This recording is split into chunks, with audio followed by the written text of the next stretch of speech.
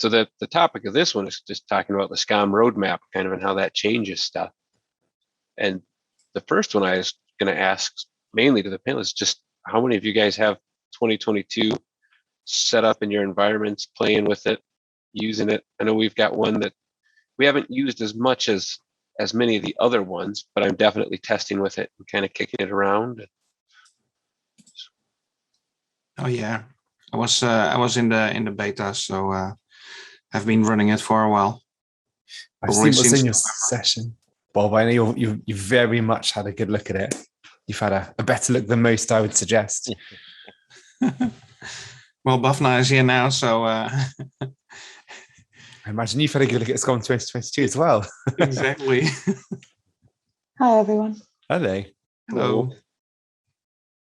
We certainly had a look from our perspective. We were particularly keen to understand how the Teams integration works, see what it does, see what it doesn't do, see how easy it is to set up. We had a look at RBAC as well, which is a sort of much needed feature from my perspective for SCOM. So it's really good to see that one go in. Kevin, how about you? I saw your session earlier. I guess you've had a good chance to look at SCOM 2022 as well. I haven't done much with it, to be honest, Bruce. Okay. I haven't done much with SCOM in the last couple of years. My team has, but I haven't. A lot of the integration scenarios, yeah, but new deployments, I haven't done a huge amount. But it was nice to see, like, even in prepping for this, I ran through a few deployments of it, tried kicking the tires a few ways, and certainly found a few gotchas that I called out in the session as well. But looks good. I'm very impressed with the performance of it. I think it's really good. That's good. And I felt familiar on the deployment. I'm glad they didn't change everything for, sometimes when someone comes up with a new version, they remake everything. And you're like, well, I thought I was familiar with this, but we had no trouble installing it. Went smooth, up and running. So it worked pretty good for us.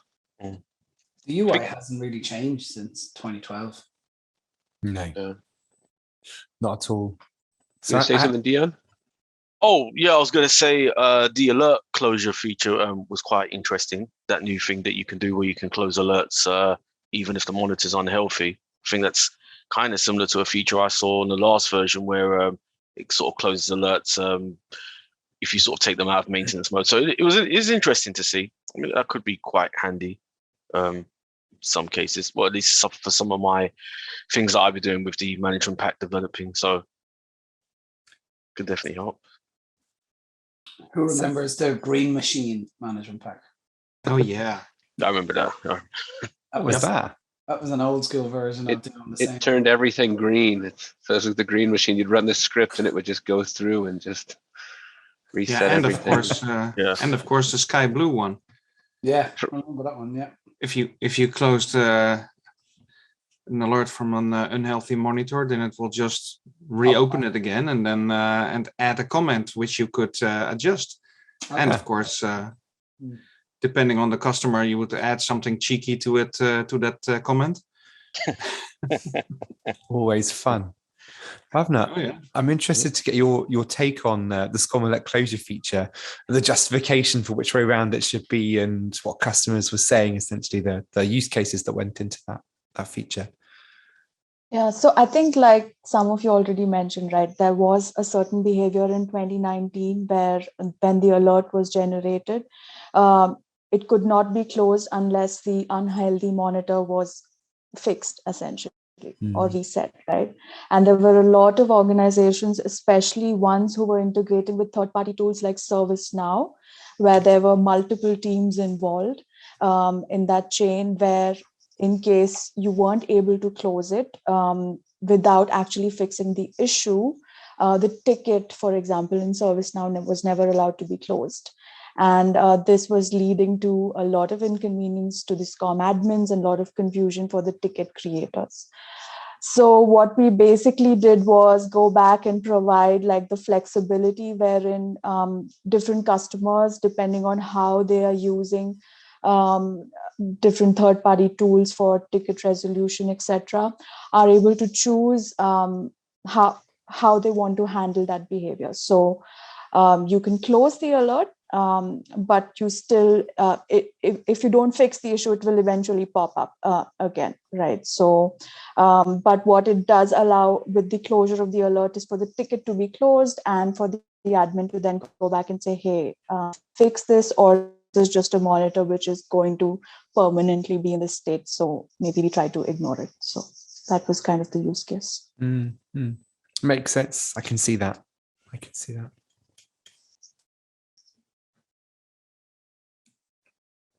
Yeah. Other questions on 2022 that came to mind, just kind of looking at notes. I know, was it Kevin, you had mentioned that it was performing really well. What other kind of performance things have people seen, and what was put into the release specifically around performance? Is that a question to someone in particular, Nate, or just kind of a toss up? Anyone seen performance things? I hadn't used it much, and I know there was some talk about performance being better both back end and then I think front end might have had a couple tweaks, but nothing major. So I wanted to see what anyone else had seen. I've noticed some small performance improvements in the console side of things, especially when it comes to, I guess, things like importing management packs and creating new things in the authoring side. I've seen there's a lot more swiftness in it than there was on the previous versions. I've noticed that. Yeah, agree. Maybe if it's also clean installs, obviously, then they will be faster as well, or demo environments. But once we get to upgrade some of the really big ones, then it'll be interesting to see. Because I don't think there's many changes into the performance side of things in this specific release. When looking from UR3 2019 towards this, I could be wrong, Bhavna. Sorry, I was just trying to unmute myself. So what we tried to do was there were certain views where we kind of tried to load certain information faster, provide more filters, make searching easier for things like management pack names and FUDN related information. From management pack specific perspective, we did fine tune a couple of management packs, like say, for example, S2D, where we had customers telling us that the dashboards are not loading fast enough. So there was some sort of data ingestion pipeline that we kind of fine tuned. But yeah, I mean, what we did mostly in terms of performance enhancements were in UR3, I would say, and that have been carried over to 2022. Makes sense. Just one thing to say, we had a slightly slow start to this one. Is anyone who's in attendance today, feel free to chip in at any point. If you raise your hand in Zoom, you'll get promoted to panelist. You can join in the fun with us all, and you're very welcome to do that. Mm-hmm. Like as Nathan Gow has done. Hello. Good session, Nathan. Thank you. So one thing that was on my mind as far as the future of SCOM is concerned is, while this doesn't sound like a big deal, to my mind, this really is a big deal. But essentially, the 10-year support for SCOM. What do you guys think about that? Well, I'm guessing, people have been saying this since SCOM 2012. Like, there might not be a new version, but every 3 years, there's a new version coming out. And so it did this time. So whoever knows if there will be a Windows 2025, and then, will there be then a System Center 25? Because that might be the main reason for you to upgrade the number of it, right? Because, that's actually the biggest reason in every time, because they can add features as they want to a current product by using the update rollups. So, it's again 10 years ahead. And who knows how far more we will see. Mm-hmm. But it's pretty far. And like I said, some people have been saying this for years already. So it's not that. There's a lot of future in it. And Kevin also said that in his session. Mm. Yeah, it's good for companies like Cookdown and Topcore and all of us on here to see it come out as a long-term service release with that commitment to 10-year support. So that's exciting. Yeah. I think it just reinforces the fact that SCOM isn't really going anywhere anytime soon, which is a great thing. I mean, I've worked with a lot of clients that have tried to bring in so many third-party tools to try and sort of compete or even take over from SCOM, but they've all pretty much failed. So yeah, that's definitely very refreshing to see. So it's in no way surprising. I mean, at the end of the day, SCOM is really good at what it does. Exactly as you put in your session earlier, Kevin. If you're monitoring the sorts of things that lend itself to SCOM, then there's nothing better. It's not the best tool for everything under the sun, but it's the best of breed tool for what it does. So yeah, no surprises from my side. I think though, we're coming from a managed service provider background, right? So like on all facets, like 24/7 managed service for your traditional on-prem infrastructure customers, also 24/7. We're an Azure Expert MSP, so we're doing Azure stuff as well. For the on-prem stuff, we've always led with SCOM, even for our initial kind of MSP contracts, because it takes everything in and we were comfortable with it. And as a managed service provider, we looked at a number of models, and whether we were right or wrong, when we started out, we had to find something that worked for us. And our normal engagement as an MSP was, what is your IT service catalog? A lot of customers didn't have it. If they had an ITSM platform like ServiceNow or Avanti, one of them, fine, we'll use that. We'll take your catalog off there. And then how can we be kept honest for ourselves, and how can we keep you honest, Mr. or Mrs. Customer, for those services? Like, how can we give you an SLA that's palatable for both sides? And SCOM was the only product that could do that holistically. Because when you go back to the old ways, and I mentioned it in my session about, I can build a DA for critical line of business app, right? And I can obviously include all the software components, but I can then include the UPS, the HP hardware, the Dell hardware, the air conditioning unit. I've done projects for customers where we put in room sensors and temperature sensors and stuff, all bringing that all in an SNMP. Performance would always have hit that SNMP stuff, right? So if we're going back to the old days of SCOM 2007, when I started, and some of you might remember the old XSNMP management pack, which was great to give us that capability. But one of the very early SCOM deployments that I did for a customer, I put that in, didn't tune it very well, and it just tore the environment down because it just brought, performance-wise, it just pulled in everything. So a good lesson learned for me. But even when I managed to fine-tune them, and what we find is when we start scaling, so we have a couple of customers, one of our larger MSP customers had, I think, 2,000 physical network devices across their environment. We started the MSP contract with hey, we'll bring in the first couple of hundred critical ones, and we'd leave SolarWinds to the rest. But they kept wanting to bring more stuff in and centralize that view away from IMC and, just bring it all into one.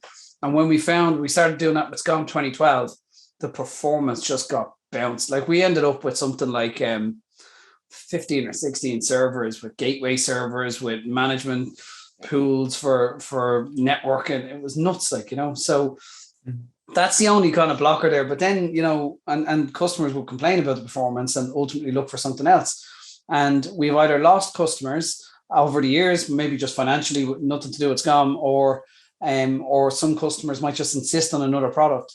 But more often than not, the feedback will be, it might take a year or two, but it will be, geez, I don't have the richness with this new product that we had with SCOM. Might not give us the same headaches because there's not as much coming into it. But, a lot of the time you're seeing that their MSP contracts are then re-architected to include things like KPIs, keep the lights on based on CPU utilization. You're going down to individual components instead of service modeling at that level. So there's no right or wrong way of doing it. But that's why I did in the session when I talked to you, Bruce, about this a few months ago. As I said, I'm not personally doing a huge amount of SCOM, but it's still absolutely the one when people say, I want to do on-prem or I want to do hybrid, well, absolutely go for it. Well, a lot of people, and I know the product group can't talk about it much, but a lot of people are probably missing if this Aquila or SCOM hybrid, whatever it's called now as a code name, if that comes to fruition from what we've seen publicly, that is the best of both worlds for me, right? So it's an Azure resource that can be deployed with DevOps, that can be managed with DevOps, with CI/CD, but it's still the traditional import the XMLs, take all of the cook down stuff, all of the squared up, take all of those custom management pack libraries that I have hundreds of them, I'm sure everyone else does, for all kinds of quirky monitoring scenarios, and just plug them straight in. The only difference is I don't have a dependency on hardware anymore. I don't have a dependency on prem. It's in the cloud. It's got the compute behind it. Yeah, it's going to cost a few quid and people are going to need to get used to an OPEX model instead of a CAPEX model. But other than that, if that comes to fruition, that would be perfect for us on this call here. Is a very good place to bring in Bhav now to talk about that. See what can be said or can't be said. Well, I mean, so this is exactly the feedback we've been hearing that Kevin's given us from almost all our customers, right? And all I can say is that we are definitely working through it. And, I can't share too much publicly because not everything's under NDA. But, if anyone's interested in having like a one-on-one conversation about this or wanting to get involved in giving us more feedback, do write to us at System Center's feedback DL. And, if we can get this covered by an NDA, happy to take the conversation forward. Sounds good. Is there how do people get in contact to start that process and that discussion? I can add the DL in the chat if that helps. That would be helpful. This comes up very often in conversations with customers. How do I find out more? Because obviously we can't tell anyone anything. So Sure, yeah, it will certainly be helpful. I can see the question. And I do see one question came in for Kevin, as well as Michael shared a fun story on a colleague he has whose title is decloudification expert, which I guess is the opposite of the trends. But maybe he's ahead of the time. Michael says that SCOM may be coming back. But the question for Kevin that came in is about the SNMP, asking if it was via management pack or via the network management and the admin pane. Both. Which I think the answer is there would be both, that you'd have to get it in via network management in the admin pane, and then you're going to have management packs to handle and extend that OID, I think that, however you pronounce OID information that's collected via SNMP. Yeah, I became an unwanted personal expert in the SNMP V2 generator, MP generator. Bob, you and I played with that a good bit when I was over in the Netherlands with you a few years ago.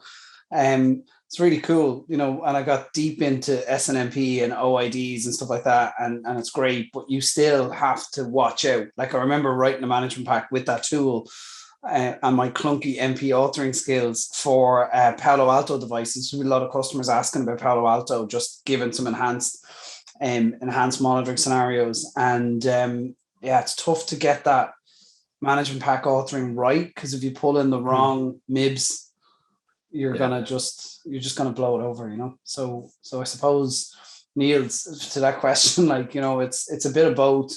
I don't think, and it's probably not SCOM, I just don't have so much hands-on with the other tools. If a customer says to me, hey, look, the majority of my estate is networking, is SNMP and networking, and I want to monitor it, and I've got thousands and thousands of devices, do you recommend SCOM? I'm probably going to say no. I'm going to say go SolarWinds, do something else.